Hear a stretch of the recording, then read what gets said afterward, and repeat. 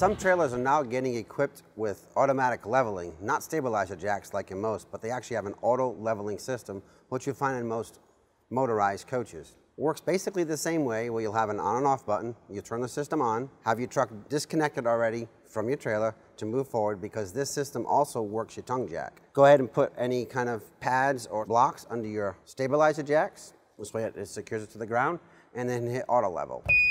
Trailer will come down, automatically level, and you're good to go camping, and your tongue jack actually will come up. When you want to leave, you'll come back on, hit your power button on. You'll have to read the monitor panel for this procedure. There's an up arrow, which you'll hit the up arrow, and then hit enter. And that's going to retract the jacks. What it'll do is it'll pull up the rear jacks first, it'll set your tongue jack down, then pull up your front jacks. Once the system is complete, it'll say ready, then you can go ahead and back your truck in and hook up your truck.